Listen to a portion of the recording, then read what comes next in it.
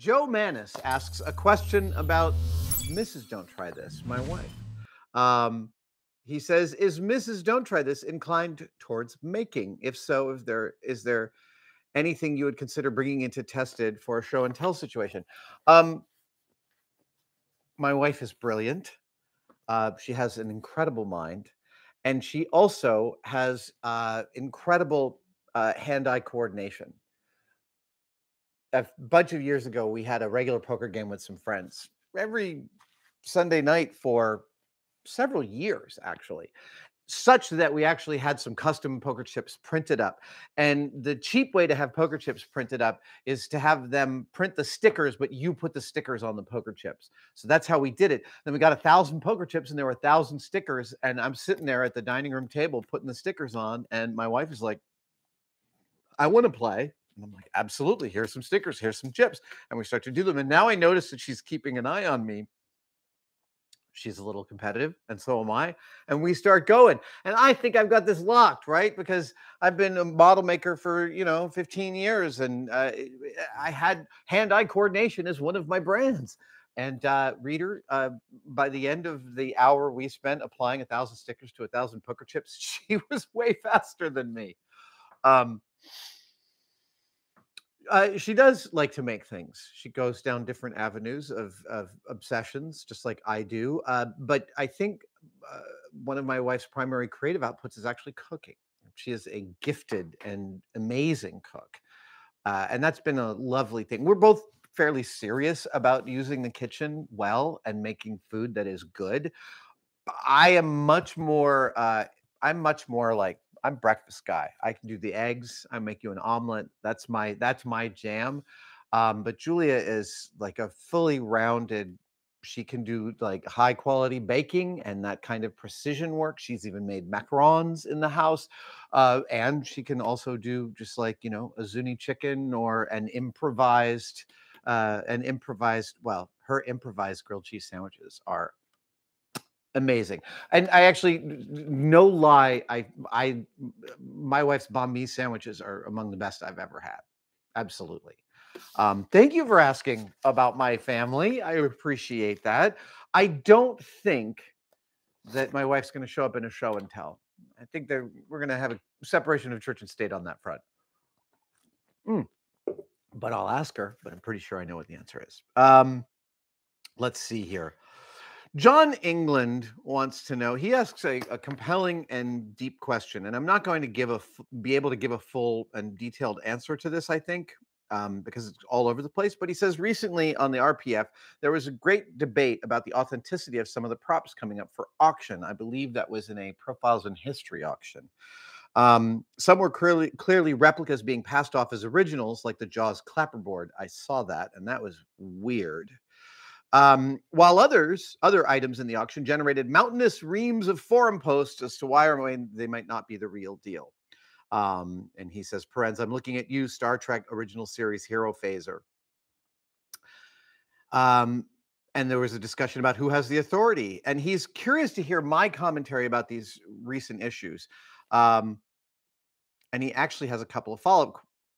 Well, let's talk about that. Let's talk about what shows up at auctions. Look, the prop collecting scene has exploded over the past 20 years. And it is a deep, deep situation of buyer beware, without a doubt. I noticed that I've seen auctions auctioning off stunt things as hero things. And one could, I guess, potentially make a case that if a stunt thing is, I didn't even fasten this. Hold on. I think a case could be made that a stunt thing that you can screen match might be callable a hero, but hero tends to mean a very different thing.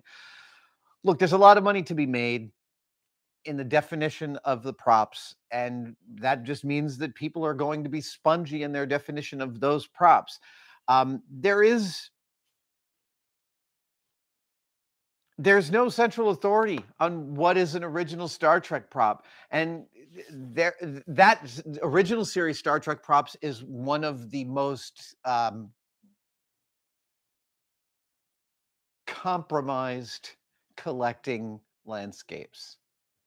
That is one in which, from what I understand, there was a concentrated effort by a person or persons to sell some completely fabricated replicas as original Star Trek props, and they're yellowed, cracking epoxy and things like that that made it look like it was as shitty as the original, but I mean, so this is like Star Trek props is a really, really, really difficult area to collect. And I would advise, like, if I had a rich friend who was asking me, should I spend 50 grand on this thing?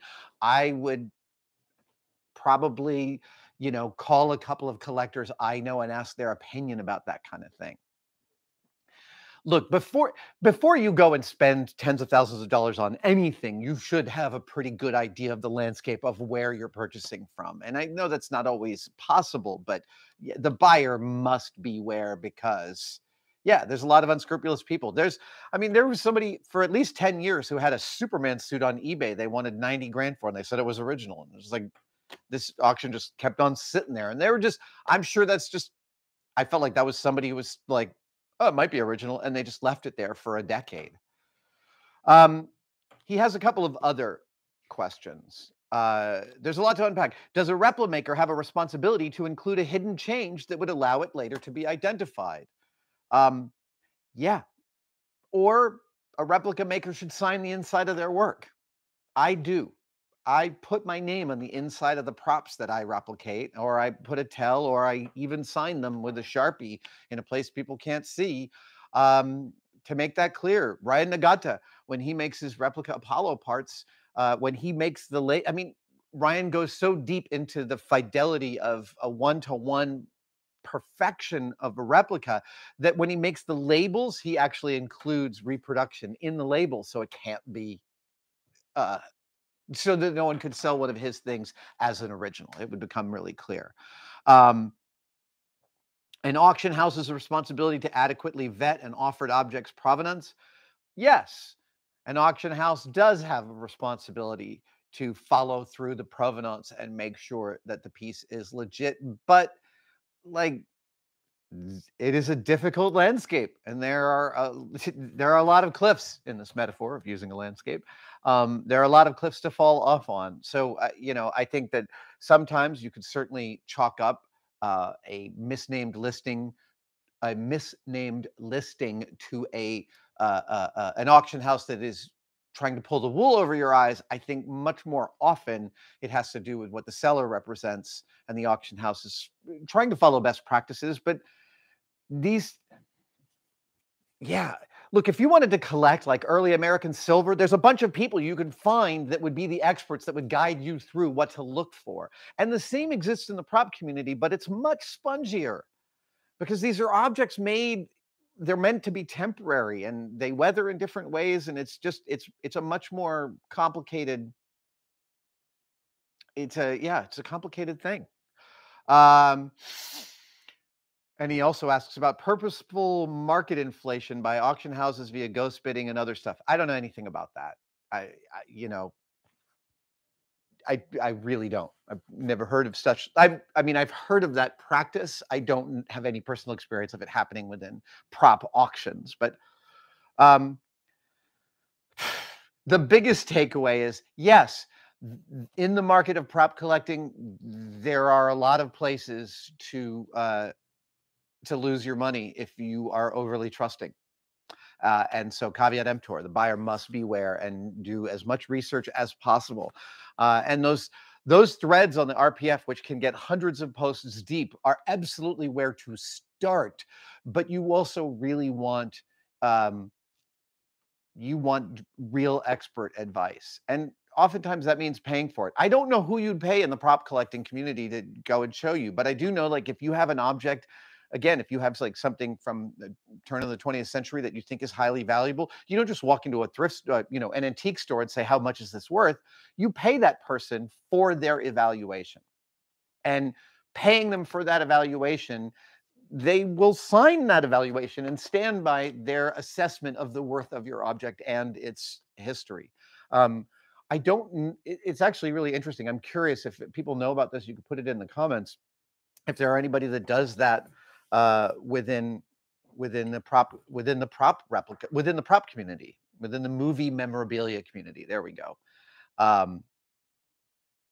That's a good question. Yeah, when it comes to appraising and assessing, you get what you pay for, and you shouldn't expect, if you're about to spend tens of thousands of dollars, to be able to get a free estimate and hope that it's genuine and dead on the money. When you want real expertise, you should pay for the time of that expertise. Okay, let's move on. Like I said, I don't feel like that's a complete answer to your question. It's a thorny area. I agree, and it's open for lots of discussion. Thank you so much for watching. If you'd like to support us even further, you can by becoming a tested member. Details are, of course, below, but it includes all sorts of perks, and we're building them all the time. You get advanced word and behind-the-scenes photos of some of our projects. Questions, you get to ask direct questions during my live streams, and we have some members-only videos, including the Adam real-time series of unbroken, unedited shots of me working here in the shop. They are weirdly meditative. Thank you guys so much. I'll see you on the next one.